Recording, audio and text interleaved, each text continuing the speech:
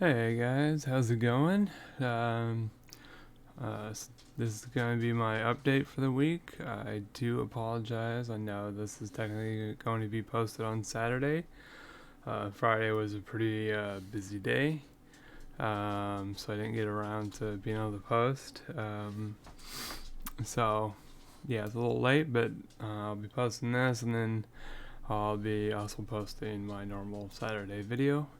Um, Yeah, I just want to say, if you guys like any of my videos, please hit that like button and subscribe, and feel free to share this to anyone. So, um, before I do updates, I did forget to show you guys this jacket I got. I know it's gonna be a little hard to see, but it basically what it says is on the inside it says invisible awareness. Um, Visible illness awareness. And then on the top and the bottom it says, just because you can't see it doesn't mean I can't feel it. Accept and embrace. And I really thought that was cool. I saw it on Etsy when I was looking for something else. And yeah, so I took a chance and I bought it, and it's awesome. I'll provide a link for it to anyone who may want one themselves or know somebody who may want one. So with that being said, updates. Okay, so Friday I had my dreaded stress test. It was very unpleasant. For those of you who don't know or have not really done a stress test before, you can go ahead and break it down. So essentially, you get hooked up with all these wires that monitor your heart and all that. And once they have those on, then they do an ultrasound of your heart to get a baseline, as well as the EKG gives you a baseline before you start on the treadmill. And then basically you just get on a treadmill and they turn it on to whatever, like walking speed. And then after a little bit of time passes, that speed starts ramping up, and then they also incline it.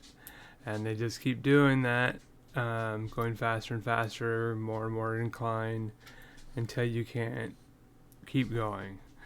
Um, Sadly and obviously, I didn't go for more than like 5 minutes, 5.5 at best.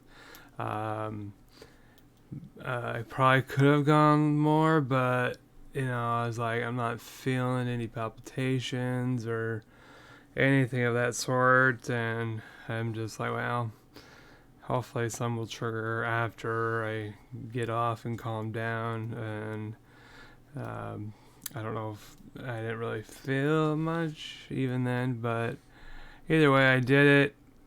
And right after the you're done with the treadmill, then you have to hop back onto the table and get your heart ultrasound again really quickly, so that they can check your baseline to how it is when you're stressed. Um, and I got lucky. The doctor, or I believe it was, I don't think it was the primary doctor, but he's one of the doctors that happened to be there. He decided to pop on in to see the results of the stress test.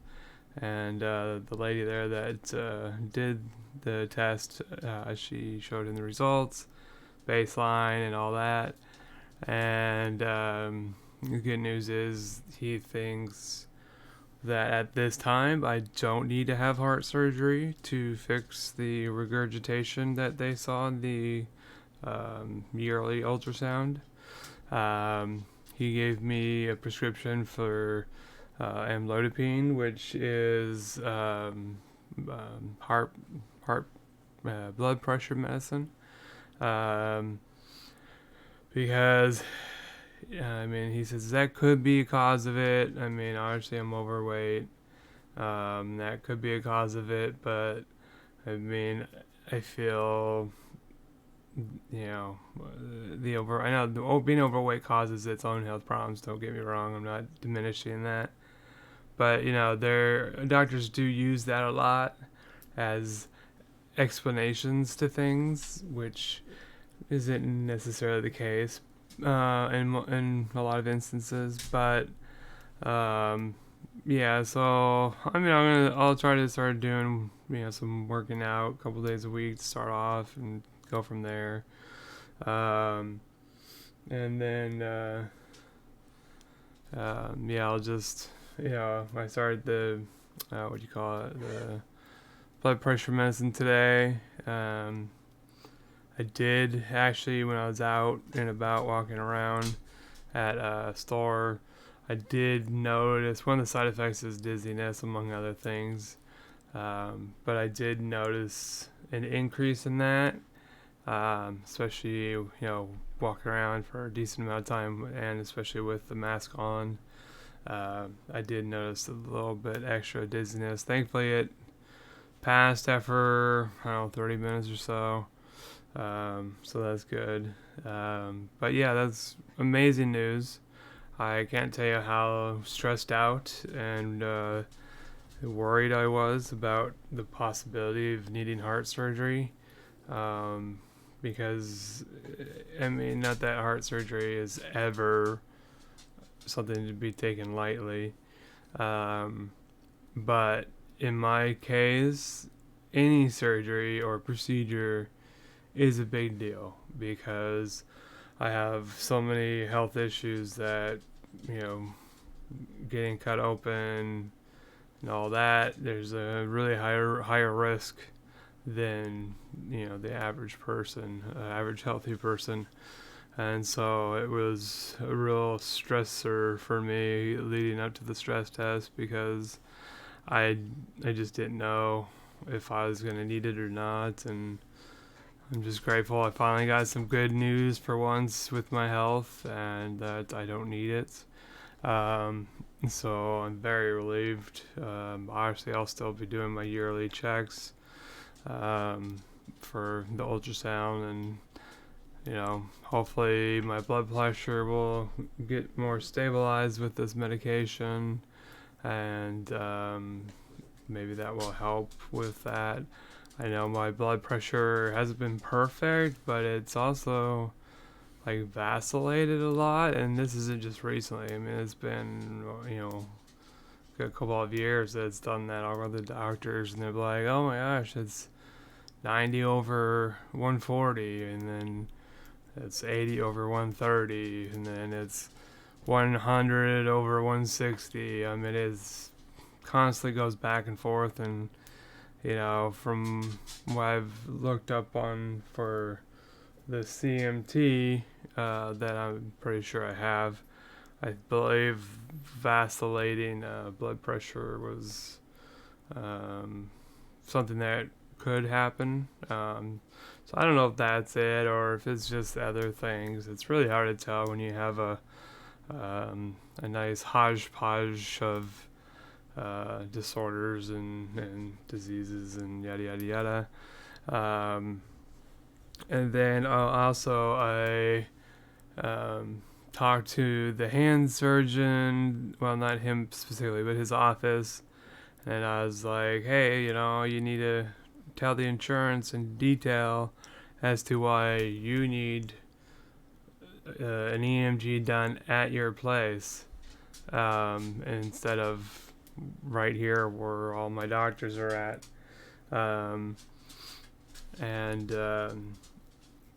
Then for some reason they contacted my primary doctor and asked for her, I don't know, basically for her to back up their play for wanting the EMG, which is stupid because one, she didn't refer me to them. That was another hand surgeon out here that did.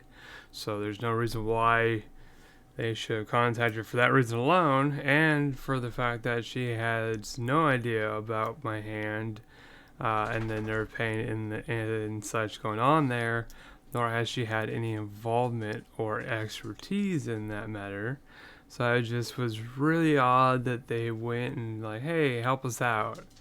So I had a meeting with her over the phone today, or Friday, I should say, and I explained it to her, and I said, look, I'll just contact them again and say, what the heck are you doing? This isn't. Yeah, this is. You need to talk to me so I can help you help me. And finally, after I did leave them another message with the lady, they said someone would be calling me from his office directly that deals with him directly.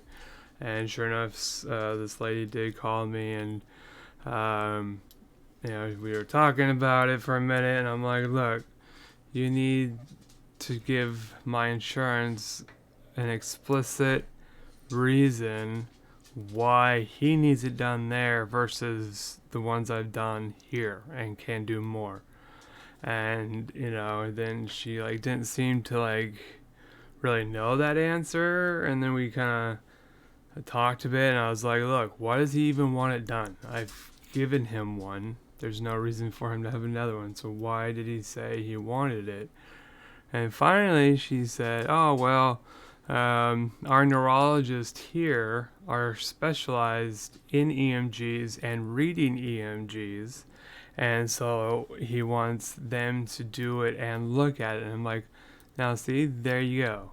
There's your explanation. Wasn't so hard, right? You knew exactly why he wanted it, but you didn't understand how to put that down? Yeah, my faith, it's weird. My faith in UCLA, in terms of my health, I have zero confidence in them. But when it comes to taking my mom there, I love it. I'm pretty sure it's the insurance difference, which is really sad. I mean, I shouldn't get treated more poorly. I mean, my insurance is willing to cover it as long as you tell them why and give them a good explanation. And then you can probably get everything you need done, and then go from there. It's just frustrating. So yeah, she's gonna relay that message to the insurance. Who knows how that's gonna go? Hopefully, they'll be like, okay, we get it, we can do that. If not, I told her, hey, look, if it doesn't go through, I can always see my neurologist and see if they're willing to do the EMG. And if that's something they specialize in, or if I can find someone out here that does that kind of thing. Because otherwise, I mean, if it can't go any further, then really, I guess I just have to go without an official, diagnosis of CMT. But I'm pretty certain it is, because the pain in my left arm has now gone into my right arm. Same type area, same everything, except for the muscle wasting hasn't happened yet. I don't know timeline on these things, but that, and I went from my gabapentin of 300 to 3 times a day to 300 to 5 times a day, and I've noticed a good decrease in the pain in my arms. Honestly, I still get triggered with them on things. I don't know what some of the triggers are, because it's just weird. Like tonight, I was literally just watching a movie, and all of a sudden my arms just started to feel that pain coming back, like it's just trying to ramp up. And so I just took off all my rings and watch and everything, and I tried to just woosah. And finally it started to die down and go away. But I don't know what brought it on. I mean, I wasn't doing anything. But yeah, either way, it's been better. So I'm fairly certain. I'm gonna say that it's CMT, given the symptoms, the medicine that is best for it, ramping it up has helped, whatnot. But I'm just really, really happy about the heart surgery not needing to be done. So that's my takeaway from this, from Friday, or from the week, and so I'm really happy about that. And yeah, I just gotta keep that positivity up, even though I may not always get good news, because more often than not, I probably won't get good news, and I just need to start learning to be able to handle that. So yeah, it's obviously not ever going to be easy, but I just need to manage it better. Um, but yeah, so those were the updates. Sorry, a little long-winded. But I appreciate you guys. I love you guys. And my next video for Saturday will be coming out here shortly. And appreciate all of you. And I hope you guys have a good weekend.